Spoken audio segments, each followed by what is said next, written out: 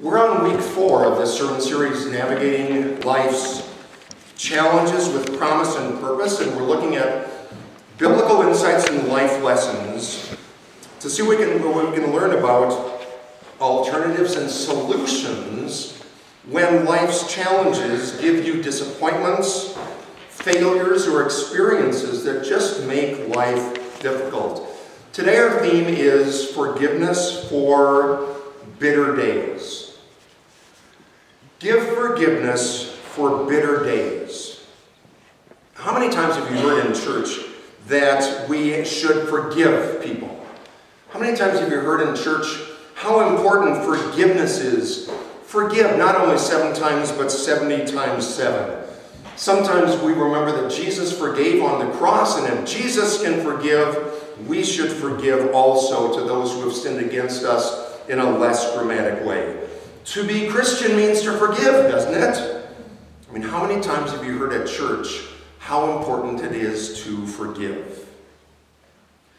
As I was preparing for this morning, though, I was struck with the realization that I've come to over my years of being a pastor, that there are people in church all the time, people out there who are not able to hear a word of grace and love and forgiveness. There are people who believe whose self-image is that of being unlovable, unacceptable, unforgivable. There are people who believe that no one, anywhere, anytime really does or even could love them. There are people who are so ashamed of what they've done, or that their self-definition is one of someone not deserving forgiveness. And if that's the case, that your self-definition, your self-image is one of being unforgivable, then it falls on deaf ears when you come to church as we begin every worship service with a word of confession and forgiveness. People who define themselves as unforgivable come to church, and those words just kind of go over their heads because their self-definition is one of being unforgivable. What I've come to see is a larger issue than forgiveness, is something that's more personally insidious than the issue of forgiveness, and that's the issue of shame, of deep personal shame. That's what I'd like to talk with you about this morning. And the reason I think that the issue of shame is a larger and more personally insidious issue is that I do believe that there are people who are not able to hear words of love and grace and forgiveness because their self-definition is shame-based.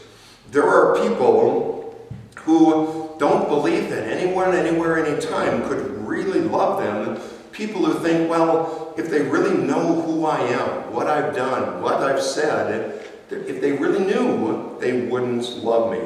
Shame is a self-definition that gives us lies, it kills our joy, and most of us don't really, I think, know what to call it or how to identify it.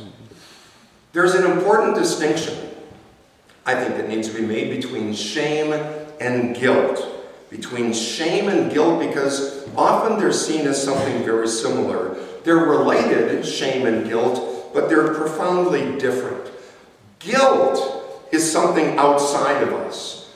Guilt is something external that relates to something that we've done. Sometimes we use the word, I'm ashamed of what I've done, is defining, really, I feel guilty for what I've done. We see the speed limit, we exceed it, we get stopped by a cop, and we feel guilty. We cheat on our taxes, we get caught, and we feel guilty. Guilt is a feeling of something external, something we've done. We feel ashamed, and there's something good about that because it routes us to good behavior. Even though ashamed and shamed are the same, sometimes used interchangeably, shame is the feeling not about something that we've done, but about something of who we are. Guilt can be healthy because it can lead us to behave in more appropriate ways. But shame is something different. It's a feeling of inferiority, a feeling of defeat, of alienation. Shame is never healthy. Shame is a sickness of the soul. It's a feeling of not measuring up. It's looking at yourself in a full-length mirror and thinking, yuck. Looking at yourself in a mirror and thinking, yuck. There's ads for a treatment center on TV these days where the guy says, I look in the mirror, I just don't like what I see. That's shame. Shame is a feeling that I am a mistake. Guilt is I made a mistake. Shame is I am a mistake. Shame is a feeling of being exposed and found out. It's thinking that if somebody really knew who I was, they wouldn't like me. It's feeling diminished or embarrassed or good for nothing. It's comparing myself to others and feeling anytime I compare myself to others, I don't measure up. It's being defective. It's being a mistake instead of making a mistake. Shame happens early in life, even in the pre-verbal stages of development. Words and actions sometimes come from parents toward kids. They don't really mean them, but they instill shame. A mother in a shopping mall pulls on her kid's arm and says, "Can't you do anything right?" You know, she's instilling a sense of shame in that child. Can't you do anything right? He's a loser. He can't do anything right. A child throwing a temper tantrum, the father says, "Why do you have to be like that? Why do you have to be like that?" The father wants the child to stop doing it, and a shaming response is, "Why do you have to be like that? Can't you do anything right?" When we as parents do that with our kids or those around us, it's no longer something external, rather it's something internal about who we are. The parent communicates to the child that there's something defective with the being of the child. Why do you have to be like that? Not what the child is doing, but with what the child is. You know, later childhood, oftentimes we try to control behavior of our kids by shaming. Message we sometimes give our kids: if you don't behave, dude, I'm not going to love you. Sometimes we say things to our kid like, "I expected more out of you," or "Why can't you be like your brother? You're not good enough for who you are. Why can't you be someone else? Why can't you be like your brother?" The message that we sometimes unintentionally give is that you're not good enough, you don't measure up, you're not worthy of my love and affection because you're not your brother. Shame is something more than low self-esteem. It's a wound felt deeply from the inside.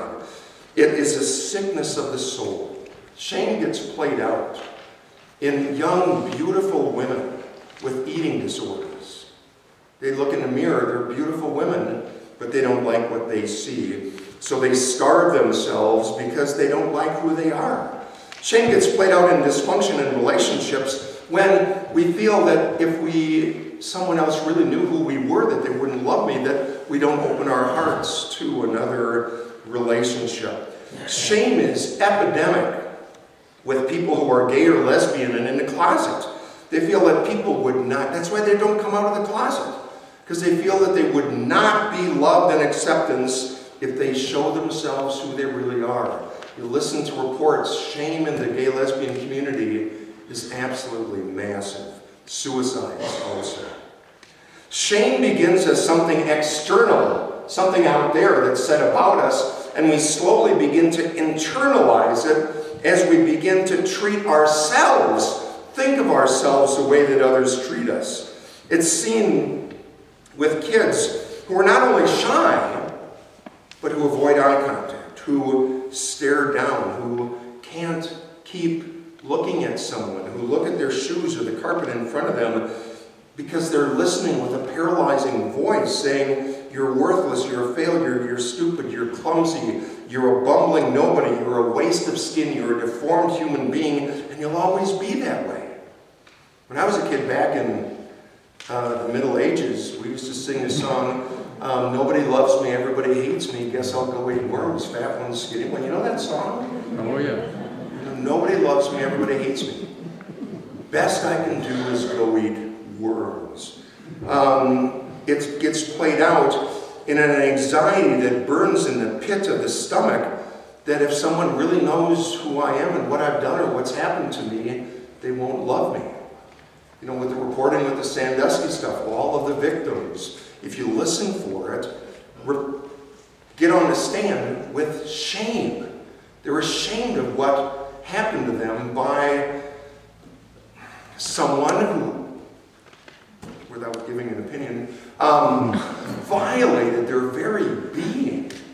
And it made them shame-based, and they're not even able to report or speak clearly. That is shame. There's a feeling of being fundamentally unlovable, even by God.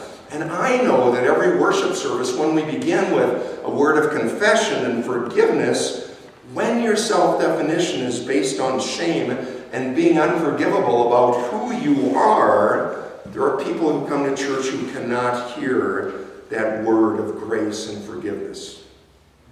What's fascinating is that there's nothing new about shame. In fact, it's right there in the Bible from the beginning of Genesis, woven into the very fabric of the results of sin. Our first lesson for today from Genesis 3 tells the story of Adam and Eve in the garden. We usually think that it's a story of sin. But if you look at this story, you'll see that shame is the first effect of sin. You see in the story, Genesis 3:25, and the man and his wife were both buck naked and not ashamed. They were naked and not ashamed. They were comfortable with who they are, with their bodies, with themselves. They were both naked and were not ashamed. Well, what happened is that after eating the apple, their eyes were open, in verse 27. Then the eyes of both were open. They knew that they were naked. First effect of sin is shame. And they sewed fig leaves together and made loincloths for themselves, because they were ashamed of who they are, shame-based, and so they tried to cover it up. In the end of our first lesson that Linda read, God says, "Where are you?" The man says, "I heard the sound of you in the garden, and I was afraid because I was naked, and I hid myself. I was not worthy to come into your presence because of this overcoming shame." When later on in Genesis 3, when God kicked them out of the garden, as a consequence of their sin, what's the first thing God did? God sewed garments for them out of the animals, garments that would be lasting garments to cover their shame, to make them feel acceptable again. So the Bible tells us that being shame-based is as much a part of our nature as original sin. It's kind of like original shame, like original sin. Well, what's the solution if that's as real as sin? If shame is as real as sin, what's the solution? I believe the solution is affirming the love and grace of God for who we are, just as we are, just as I am without one plea. But that thy blood was shed for me, just as I am. Shame tells us that we're unacceptable people, but God's grace makes us acceptable. God accepts our humanity, our shortcomings, just as we are. God accepts our humanity and in fact sent Jesus, God's only Son, to be one of us. To be one of us. Jesus endured the shame of the cross, up there on a cross, humiliated, beaten, scourged, with little or no clothes on, people taunting him, walked by, enduring it. The shame of that. That means that we can fail, but we're not failures. We can lose, but we're not losers. What can be done? What's the solution? Well, part of it is realizing that Jesus knows the power of shame. Jesus died at a humiliating way in between two criminals in the heat of the day with everyone watching. He knows the power of shame and its destructive power. But that's why the New Testament is so full, because that's as real shame is as original sin, the Bible is stocked full of stories of love and grace and forgiveness and acceptance. Our gospel for today, I mean, think of that great story from John chapter 8. They're asking Jesus questions, trying to trap him. And they bring to him a woman. Right there, it says, caught in the very act of adultery. Caught in the very act of adultery. Don't think about that too much, but caught in the very act of adultery. What was legal according to Deuteronomy was that she and the person she was having the affair with were to be stoned. It's clear, it's law. Stone them. Where your friends, neighbors, relatives pick up stones in a public square and keep throwing them until you're dead. Stoning, public humiliation and shame. If she had children, for generations they'd say, oh yeah, you're the son of a... Oh yeah, the son, oh yeah, it was her. The shame that goes along with that is unbelievable. Jesus instead says the one without sin should cast the first stone. As they all leave, Jesus says to the woman, he says, woman, where are they? Has no one condemned you? He didn't say what she did was okay, but has no one condemned you to kill you? She said, no one, sir. And Jesus said, nor do I condemn you. And go your way, but from now on do not sin again. Do not sin again. But despite that sin, external, Jesus loved her as she was. Go your way. I don't condemn you, but do not sin again. The 10 lepers on the edge of town where nobody paid attention, nobody even touched them or cared for them. I mean, even the UPS man wouldn't go to the leper colony. People would walk by and they'd spit around leper colonies so that the whatever leper stuff wouldn't even enter into them. It was only Jesus who was able to go to them, love them, heal them, and graciously accept them. I think the more you know about shame, the more you see it in the eyes and the behavior, even the posture of those around you, especially those who work with kids or backpacks or whatever it might be. You see it the more you know about it. The more you know about shame, the more you see its destructive power in people's lives. The more you know about shame, the more you're willing to realize that we as Christians need to be loving and caring and forgiving and accepting, not of behavior all the time. That's not the point. Behavior is something internal, but acceptance and forgiveness is something internal. We should treat our families, friends, co-workers, especially with our children, with a sense of respect and affirmation and love, no matter what.